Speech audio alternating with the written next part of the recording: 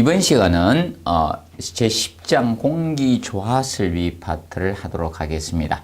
보통 공기조화설비는 실내 공기를 적절한 상태로 만들어서 공급해 주는 설비를 공기조화설비라고 합니다. 그래서 대표적으로 백화점이나 이런 인테리어 빌딩 같은 이런 부분에서 공조실에서 공기를 만들어서 각 실의 이 닥터를 통해서 공기를 공급해 주는 설비가 이 공기조화설비입니다.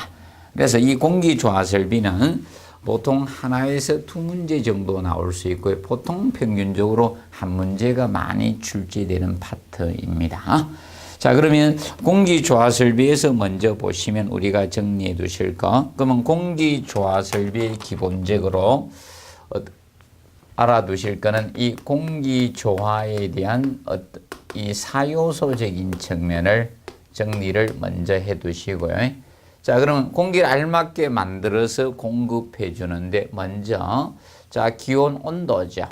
이 온도를 일정 우리가 맞춰 주셔야 됩니다. 온도하고 그다음에 이런 기류 풍속 개념이 되겠죠. 실내 공기 풍속 기류적인 측면하고 그리고 습도 적정한 습도로 공급을 해 주셔야 됩니다. 그러면 그리고 네 번째 이 공기 청정도 개념이 됩니다. 청정도.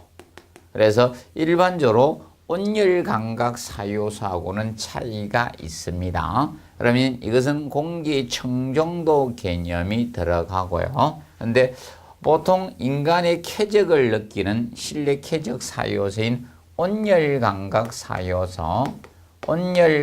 사요소적인 측면은 그래서 이 온도적인 측면, 기류 풍속적인 측면하고 습도는 동일하죠. 자, 그런데 온열 감각 사요소적인 측면에서는 바로 복사열하고 관계가 있죠. 복사열.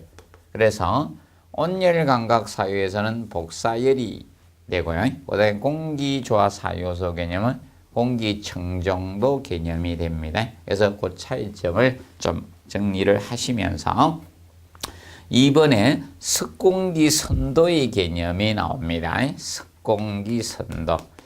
자, 습공기 선도는 일반적으로 습기하고 공기의 관계를 선으로 그림으로 표현한 것을 습공기 선도라고 칭합니다. 그래서 페이지 549페이지 하단에 보시면 이 선으로 표시해 놨습니다. 그래서 상대 습도라든지 절대 습도나 공고온도, 습고온도, 노점온도, 엔탈피 등등 이런 공기 상태를 선으로 표시한 것이 습공기 선도의 개념이 됩니다. 자, 그래서 습공기 선도적인 측면에서 먼저 보실 때 습공기 선도의 구성요소적인 측면은 많죠. 공고온도나 습고온도, 노점온도, 실내 습도 중에서 절대 습도나 상대 습도적인 측면, 엔탈피, 수증기 분압 해상, 변열비 이런 것이 많습니다. 그래서 그걸 다 외울 수는 없을 것이고, 그래서 구성요소적인 측면이 아닌 것을 기억을 해 놓으십시오. 구성요소가 아닌 것은 열 용량은 구성요소가 아닙니다. 습공기 선도의 구성요소에 들어가지 않습니다. 열 용량은 질량 곱하기 비열한 거죠. 어떤 재료가 얼마만큼의 열을 흡수할 수 있는가, 이것이 열 용량 개념이 됩니다. 그래서 이 열 용량은 그 질량하고 그 물질의 비열에 따라서 다르기 때문에 이 열 용량을 나타낼 수는 없다. 이거는 습기와 공기의 상태를 나타냈기 때문에 어떤 물질의 열 용량을 나타낼 수는 없습니다. 그 점을 기억을 해 두시고요. 그리고 이제 구성 요소 중에서 제일 먼저 건고온도가 나오죠. 자, 보통 일반 온도계로 측정한 것이 건고온도라고 보시면 되겠습니다. 그러면 습고온도하고의 관계, 습고온도는 일반적으로 이 온도계 감온부에다가 천이나 이 솜 같은 것을 쌓아놓고 거기에다 물을 적시 놓은 상태죠. 그러면 자 대기 우리 일반 공기가 건조하면 수분이 증발되겠죠. 그래서 그 온도를 측정한 것이 습구 온도의 개념이 되는데 그러면 습기가 증발되면서 냉각 효과를 가져오겠죠. 그래서 이 습구 온도하고 건고 온도의 관계는 이렇게 나타낼 수밖에 없습니다. 보통은 건고 온도가 높을 수밖에 없습니다. 자, 습구 온도가 낮게 형성되죠. 그런데 건고 온도하고 습구 온도가 동일할 수 있는 경우가 있다. 자, 바로 포화 상태가 됩니다. 습기가 100%인 포화 상태가 됐을 때는 증발이 없기 때문에 건고 온도하고 습구 온도는 동일하게 나타낼 수가 있다는 겁니다. 그래서 그 습구 온도가 건고 온도보다 높을 수는 없는 것입니다. 그 점을 기억을 해 두시고 그 다음에 노점 온도 정리해 두시고 자, 이 노점 온도는 이설 노자죠. 이설이 맺히기 시작하는 온도를 노점 온도라고 칭하고 있습니다. 노점 온도 간략히 알아두시고 노점 온도. 그래서 이 노점 온도는 같은 온도의 공기라도 이 습도에 따라서 노점 온도는 다르게 형성이 될 수밖에 없습니다. 보통 노점 온도는 습도가 높을수록 노점 온도는 높게 형성이 됩니다. 그래서 일반적으로 이 습도하고 100% 이제 상태 포화 상태가 되면 습구 온도, 건고 온도, 노점 온도가 동일한 선상이 된다, 같아질 수 있는 형태가 된다라고 보시면 됩니다. 그럼 기본적으로 가장 건고 온도가 높게 형성이 되고 있다라고 보시면 되겠습니다. 그리고 습도적인 측면 기억하시고 절대 습도하고 상대 습도의 개념이 나옵니다. 자, 건조공기 1kg당 수증기 양이 얼마나 그 양을 나타낸 것이 바로 절대 습도가 됩니다. 그래서 이 절대 습도는 일반적으로 절대라는 건 변화가 없으니까 절대죠. 그래서 이 절대 습도는 공기를 가열하거나 냉각해도 변하지 않습니다. 가습이나 감습을 하고 제습기나 이런 것을 해서 할 때는 이제 변화가 생길 수 있지만 절대 습도는 공기를 가열하거나 냉각해도 공기를 가열하든 냉각하든 절대 습도는 변하지가 않습니다. 그래서 가열하든 냉각하든 변함이 없습니다. 변함이 없고요. 그런데 상대 습도는 변화가 발생이 됩니다. 상대 습도. 자, 이 상대 습도는 일반적으로 상대적인 습도가 되겠죠. 그러면 보통 실내 이 수증기 일반적으로 이렇게 보시면 되겠죠. 상대 습도라는 것은 자, 이 실내 실제적인 수증기가 있을 때 실내 이 수증기가 양이 있을 때 기본적으로 실제 수증기량이 있을 때 공기 온도에 자, 이 포화 수증기량의 비를 나타낸 겁니다. 포화 수증기량하고 실제 수증기하고 그러면 실제 이 수증기량하고 공기 온도의 포화 수증기량의 비를 백분율로 나타낸 것이 상대 습도라고 보시면 되겠습니다. 자, 그러면 공기 온도에 따라서 포화 수증기량은 변화가 있습니다. 공기 온도가 올라가게 되면 포화 수증기량이 많아지고 공기 온도가 내려가면 포화 수증기량이 줄어듭니다. 그래서 실제 실내의 수증기량이 변화하지 않더라도 공기를 온도를 올렸다 내렸다 하면 습도가 변화가 됩니다. 그래서 겨울철에 난방을 할 때하고 하지 않을 때 우리가 건조함을 느끼는 게 틀려지죠. 그래서 난방을 하면 건조함을 느끼는 것이 실제 수증기량이 주는 것은 아닙니다. 실제 수증기량은 그대로 있더라도 공기 온도의 포화 수증기량이 달라지기 때문에 변화가 발생이 되는 겁니다. 그래서 보통 그래서 공기를 가열하게 되면 공기를 가열합니다. 공기를 가열하게 되면 상대 습도 이 공기 온도의 포화 수증기량이 많아지니까 상대 습도는 낮아지는 겁니다. 상대 습도는 떨어집니다. 그래서 겨울철에 난방을 할 때 건조함을 느끼는 이유가 바로 이 상대 습도가 떨어지기 때문에 건조함을 느끼는 겁니다. 반대로 냉각하게 되면 상대 습도는 높아지게 됩니다. 상대 습도는 높아진다는 개념 정리를 해 두시고요. 그 다음에 엔탈피 개념이 나옵니다. 자, 엔탈피는 일반적으로 일반적으로 건공기 엔탈피하고 습공기 엔탈피를 더한 것이 됩니다. 엔탈피 개념은 두 가지를 합으로 나타낸 겁니다. 그래서 건조기 1kg에 이 습공기의 현열과 잡열 형태로 포함된 열량을 합한 것이 되는데, 그래서 엔탈피는 주의하실 것이 건공기 엔탈피하고 습공기 엔탈피를 플러스한 겁니다. 두 가지 에너지를 다 플러스한 것이 엔탈피의 개념이 됩니다. 엔탈피 합으로 나타낸다는 것 명심을 해 두시고요. 그 다음에 페이지 549페이지 보시면 공기조화설비의 구성 부분이 나오고 있습니다. 공기조화설비의 구성적인 측면. 자, 그러면 먼저 공기조화설비 구성에서 첫 번째 공기조화장치. 공기를 알맞게 만드는 장치인 공기조화장치입니다. 그럼 보통 가습기나 우리가 가열기가 가열 코일이 되겠죠. 공기 냉각기도 있을 거고 냉각 코일, 그리고 일반적인 여가기가 있을 겁니다. 그러면 보통 공기조화장치는 이렇게 된다라고 보시면 되겠습니다. 공조기는 보통 에어필터가 외기가 들어오게 되면 그대로 외기를 그대로 공급해서는 안 됩니다. 그래서 에어필터, 공기 여가기가 있겠죠. 제일 먼저 사람도 먼저 보통 코트로 큰 이제 찌꺼기 같은 거 거르게 돼 있죠. 그래서 에어필터 공기 여가기에 먼저 가게 되는 겁니다. 에어필터 공기 여가기.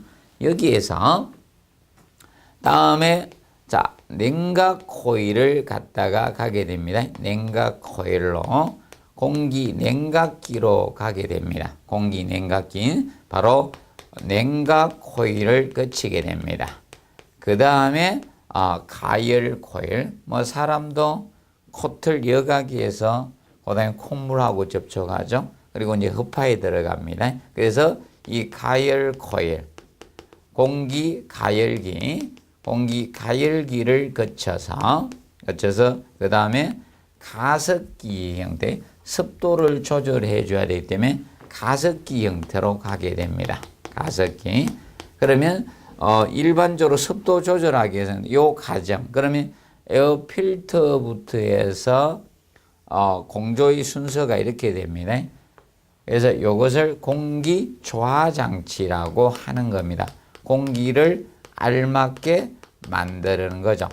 그러면 아까 공기조화 4요소의 개념에서 우리가 기본적으로 기온, 온도, 그리고 습도, 그리고 기류, 풍속, 그리고 공기청 정도라 했죠. 그러면 에어필터에서 공기청 정도를 만드는 겁니다. 그래서 이런 항산화 이런 있을 때 먼지 그걸 그대로 공급해 주면 안 되죠. 그리고 냉각 코일, 가열 코일을 통해서 온도를 적정 온도로 맞춰주고, 그 다음에 가습기에서 습도 조절을 해줍니다. 그러면 이제 풍속이 남았겠죠, 기류. 그것은 이 공기조화장치에서 만드는 게 아니라 공기 반송장치에서 만들어지게 됩니다. 그래서 2번에 공기 반송장치가 나오죠. 그러면 공기 반송장치에서 가게 되는데, 그러면 요 네 가지는 공기조화장치, 에어컨디션, 공기를 알맞게 만드는 장치들이고, 이것을 공급하는 송풍기, 팬부터가 송풍기부터가 바로 공기 반송, 공급하고 반송하는 공기 반송 장치에 들어가는 겁니다. 여기서부터 공기 반송 장치입니다. 그러면 송풍기를 통해서 이제 붙이겠죠. 팬으로 붙이면 덕들을 통해서, 극기 덕들을 통해 가지고 덕들을 통해서 공급이 각층이나 각실로 공급이 되겠죠. 그러면 덕들을 통해서 이 공기 치출구를 통해서 내백에 내뿜습니다. 공기 치출구. 그래서 이제 건축물에 보시면 공기 치출구가 보통 천장 부분에 뭐 원형인 내지 또는 네모형이나 뭐 격자 형태로 해서 많이 설치가 되어 있습니다. 그걸 통해서 나오게 됩니다. 그래서 공기 치출구를 통해서 나와요. 실내로 공기가 공급이 되는 거죠. 실내에 공기가 공급이 돼요. 그러면 이것을 계속 공급만 해줄 수는 없죠. 빨아가야 되겠죠. 그러면 이제 공기 흡입구가 있는 거예요. 공기 흡입구. 공기 흡입구를 통해서 빨아들입니다. 빨아들이고. 그래서 에어컨도 보시면 위에서 치출을 하고 밑에서 옆에서 흡입을 하죠. 흡입구가 이렇게 있는 겁니다. 그래서 공기 흡입구를 통해서 덕들을 통해서 이렇게 다시 오게 되죠.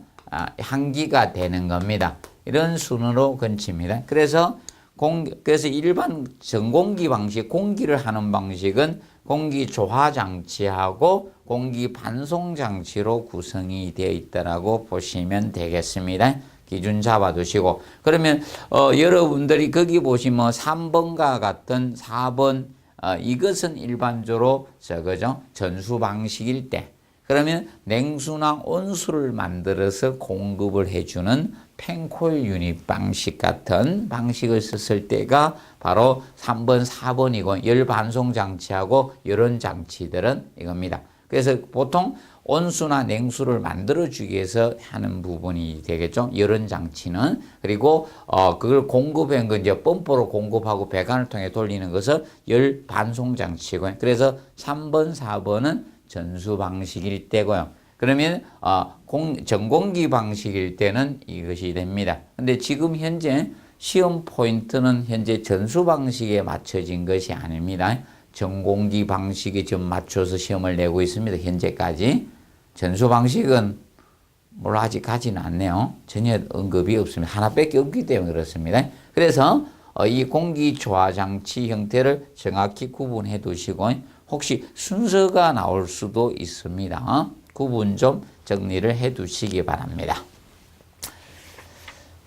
그리고 네 번째 550 공기조화 계획 순서가 나옵니다. 이거는 간략히만 해 두십시오. 먼저 뭐든지 사람 머리 일단 뭐든지 구상을 먼저 하겠죠. 구상을 하고 기본 계획을 먼저 수립을 하겠죠. 그리고 설계에 들어갑니다. 그러면 설계도 기본 설계를 먼저 하고 계획을 수립할 때도 기본이 먼저죠. 그리고 세부적인 실시 설계가 뒤에 보통 이루어져 주시면 됩니다.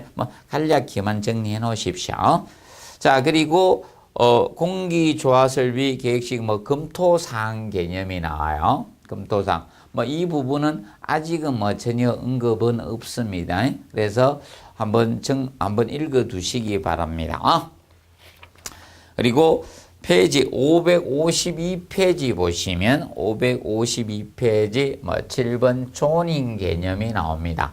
자, 조닝은 존을 나눠서 이렇게 지역을 구분해서 우리가 공급해 주는 게 조닝 개념이죠. 자, 이 공조의 조닝하고 급수의 조닝은 틀립니다. 공조 설비에서의 조닝과 그 다음에 이 급수에서의 조닝, 급탕 같은 조닝, 물을 공급하는 조닝하고, 그러면 보통 공조의 조닝 목적은 에너지 절약 목적입니다. 에너지 절약을 하기 위해서 공조는 조닝을 하고요. 그 반면에 급수나 급탕과 같은 데 조닝은 적절한 압력으로 공급하겠죠. 적절한 이 압력, 그래서 이 압력으로 적정한 수압으로 공급하기 위해서 급수 조닝을 하고요. 주 목적 개념이 차이가 있습니다. 공조 설비 있죠. 공조 조닝과. 그래서 간단히 보시면서 자, 이 조닝은 일반적으로 알아두실 것이 조닝 종류를 간단히 기억하십시오.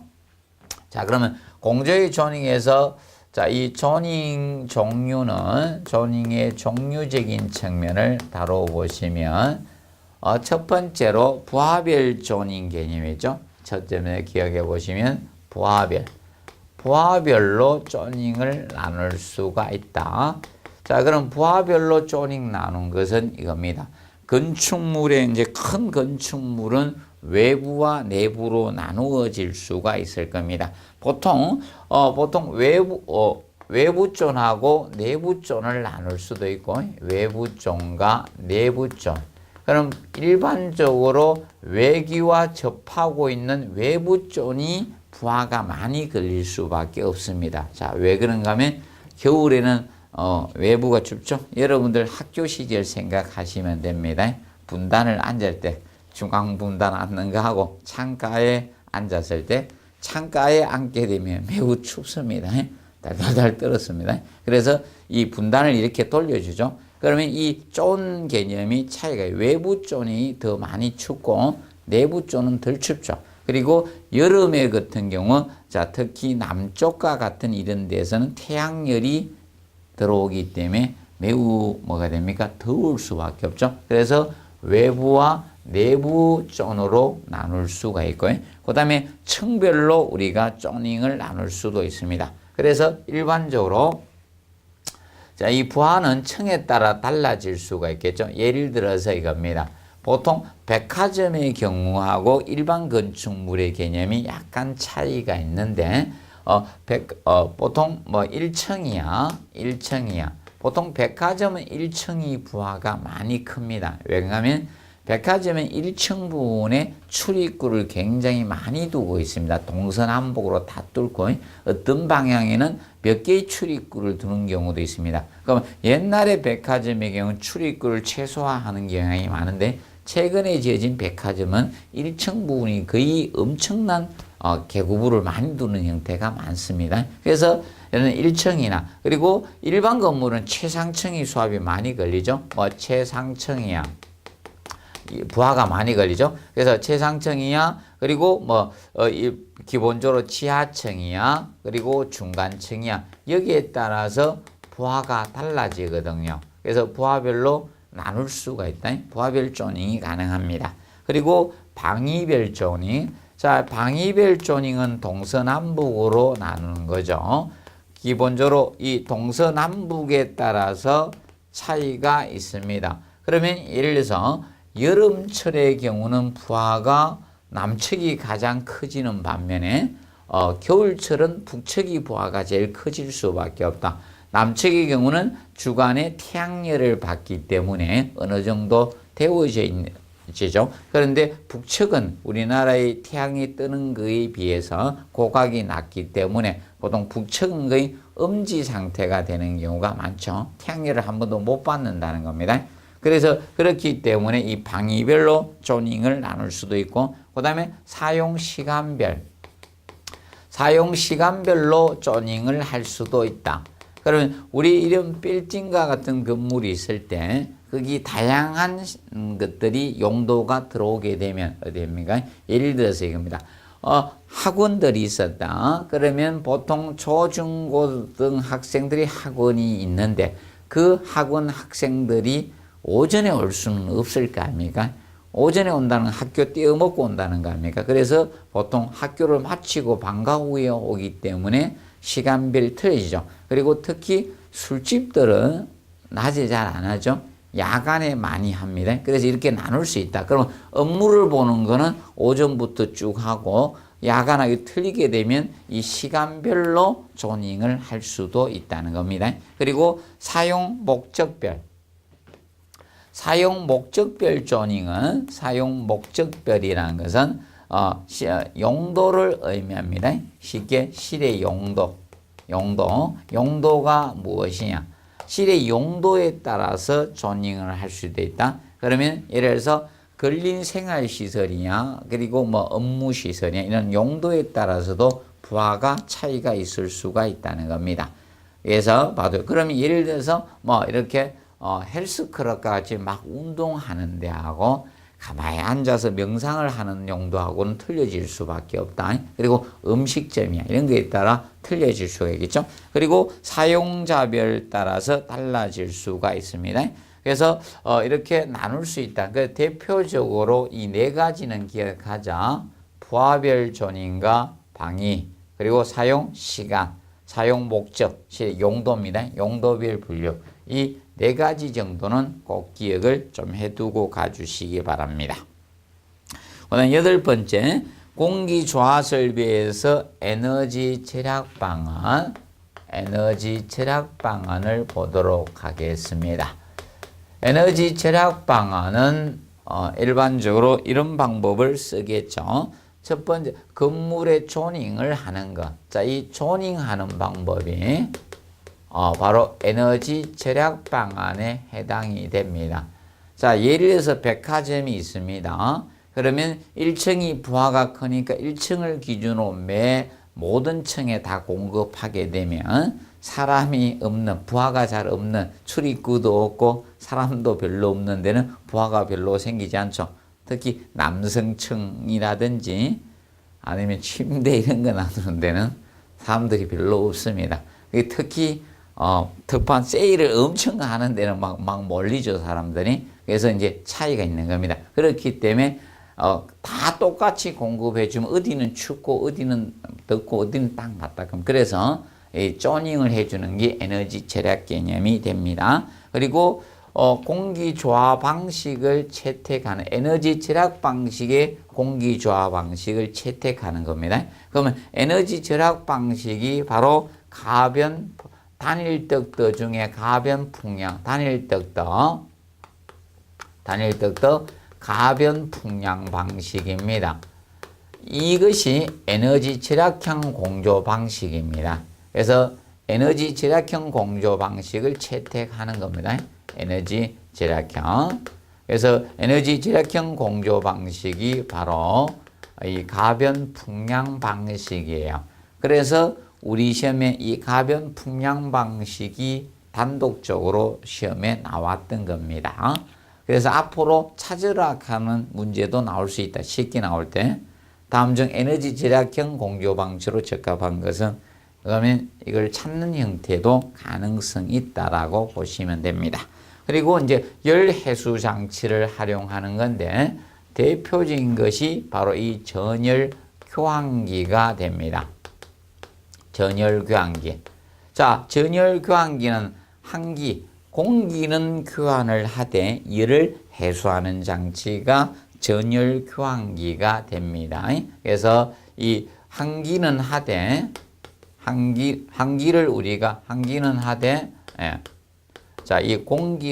이 열을 갖다 해소하는 장치입니다. 열을 해소하는 장치가 바로 전열 교환기입니다. 그래서 기억하시고, 그 다음 이제 네 번째, 우리가 봐두실 것이 외기냉방입니다. 외기냉방.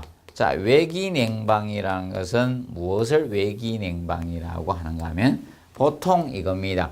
여름에만 냉방 부하가 발생하는 것은 아니다. 보통 봄이나 가을의 경우도 냉방 부하가 생기는 경우가 있습니다. 자, 왜냐하면 봄, 가을은 돼도 외기는 아직 차갑지만 최근에 건축물이 무창천 건물들이 많아요. 외기를 차단해 가지고 있기 때문에 일반적으로 실내에 백화점 세일을 한다든지 이런 많은 사람이 오게 되면 부하가 커질 수밖에 없어요. 덥습니다. 그래서 저거하고 같죠. 버스 안이나 지하철 안에 많은 사람이 운집하게 되면 여름이 아니라도 덥습니다. 그러면 냉방부하 요인이 생깁니다. 그때 차가운 외기를 끓여들여서 냉방에 활용하는 것을 외기냉방이라고 합니다. 그래서 이거는 봄, 가을에 이 차가운 외기를 냉방에 활용하는 겁니다. 차가운 외기를 냉방에 활용하는 겁니다. 냉방에 활용하는 것. 이것을 외기냉방이라고 칭합니다. 그럼 별도로 냉동기를 돌려서 냉풍을 만들 필요가 없잖아요. 그래서 에너지 절약 차원이 되는데, 그럼 외기냉방은 전공기 방식이 가능합니다. 전공기 방식은 되고요. 그런데 이 물을 이용하는 전수 방식의 경우는 될 수가 없습니다. 전수 방식은 외기 냉방이 이룰 수가 없다는 측면을 기억을 해 두시면 되겠습니다. 기억해 놓으시고, 그 다음에 공기조합부와 계산적인 측면이 나오고 있습니다. 공기조합부와. 그러면 공기조합부에서 보통 냉방부하나 우리가 난방부하를 우리가 구해야 되겠죠. 그러면 페이지 554페이지 보면 냉방부하 요인이 나오고 있어요. 냉방부하하고 난방부하적인 측면에서, 자, 그러면 냉방부하고 난방부하적인 측면에서 차이점을 가집니다. 그러면 냉방부하는 거기 보시면 많죠? 실부하, 외기부하, 장치부하, 여름부하 이렇게 나누고 있습니다. 그러면 냉방부하의 경우는 뭐 플러스 요인이든 마이너스 요인이든 다 고려를 하셔야 돼요. 근데 난방부하는 우리가 일반적으로 난방을 하는 데 대한 총 손실 열량이거든요. 손실 열량을 합한 것이 총 손실 열량이 난방부하가 되다 보니까 난방부하를 계산할 때는 치등 열량은 고려를 하지 않습니다.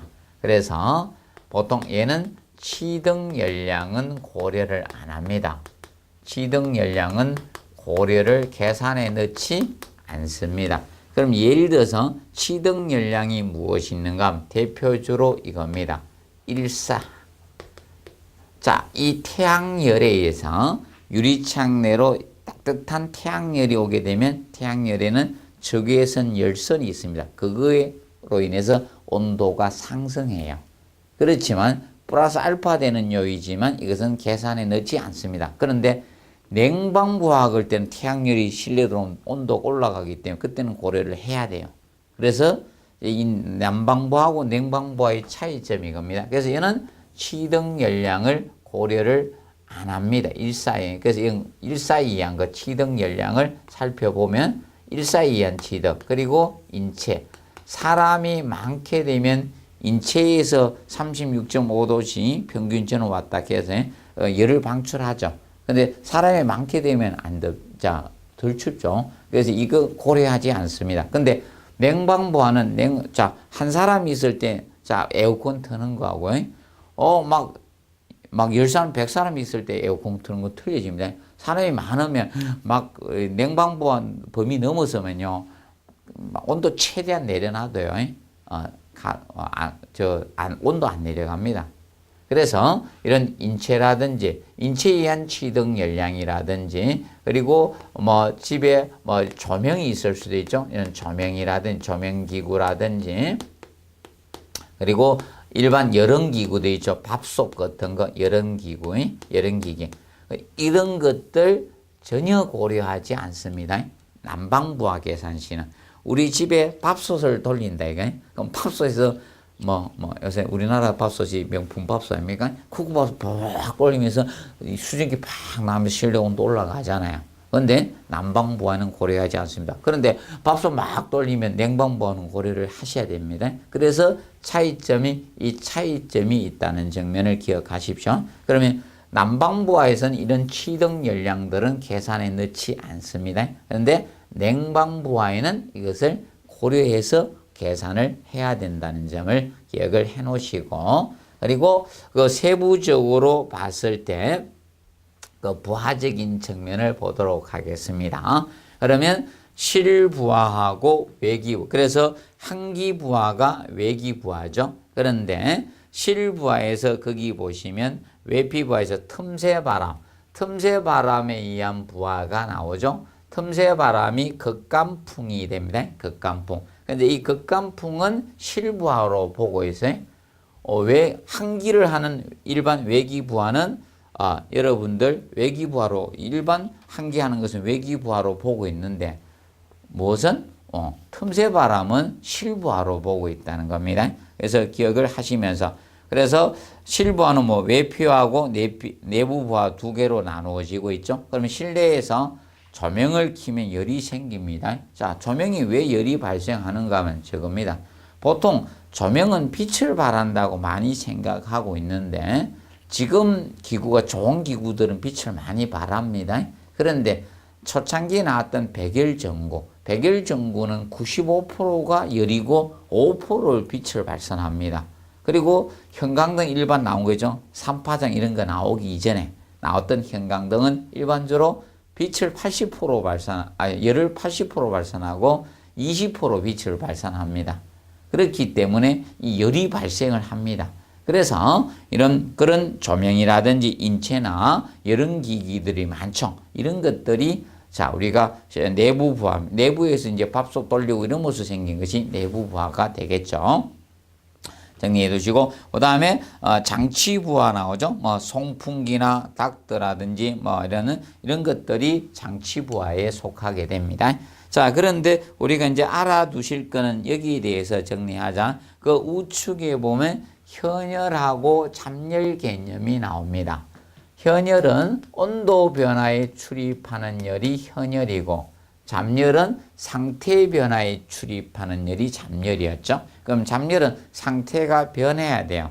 그럼 물이 수증기로 바뀌든지 또는 수증기가 물로 이 상태 변화에 생기는 열이 잠열이었죠. 그럼 100도씨 물이 100도씨 전기로 바뀌면 이때 우리가 잠열 개념, 상태 변화에 출입하는 열이 잠열이에요. 그럼 보통은 현열만 고려를 하는데 현열과 잠열을 두 가지 동시에 고려를 하는 것을 기억을 하십시오. 현열과 잠열을 두 가지 동시에 고려하는 것은 결과적으로 수증기하고 연관성이 있어야 된다는 겁니다. 수증기하고 연관성이 있는 것이 현열과 잠열을 동시에 고려하는 파트라고 보시면 되겠습니다. 자, 그러면 현열과 잠열을 동시에 고려하는 것은 바로 이거죠. 사람에서 나온 인체죠. 인체. 그래서 인체에서 발생하는 부하는 사람이 이 피부로 열을 발산도 하지만 자, 입이나 코를 통해서 수증기가 나옵니다. 그래서 인체와 관련된 것은 바로 현열 플러스 잠열을 동시에 고려를 해줘야 되는 요소에 속합니다. 그리고 집에 여러 기기들 많죠. 밥솥이나 이런 가스레인지 위에서 인체나 이런 기기는 현열과 잠열을 동시에 고려를 해줄 요소에 속하게 됩니다. 자, 그리고 틈새 바람. 이 틈새 바람이면 뭐? 틈새 바람을 보통 극간풍이라고 하죠. 그럼 바람이 들어오면 여기는 수증기가 있다는 거죠. 수증기하고 연관성이 있는 겁니다. 그리고 항기부하하고. 그래서 얘들은 관련된 이것은 현열과 잠열을 동시에 고려해 줄 요소에 속한다는 점 기억하시고, 그러면 잠열은 상태 변화니까 수증기 공기하고 연관성이 있어야 된다는 점을 우리가 정리를 해 두시기 바랍니다. 기억을 해 놓으시기 바랍니다. 그래서 지금 현재 부하적인 측면은 자, 요 부하 계산에서는 요걸 명심하세요. 그리고 혹시나 여러분들이 조금 어렵게 나오면 저 가지고 나올 수도 있다. 실부하하고 장치부하를 구분해서 다음 중 실부하에 속하지 않는 것은 또는 장치부하에 속하지 않는 것은 이런 유형으로 나올 수도 있습니다. 거기에 대한 대비를 해 두도록 해 주시면 되겠습니다.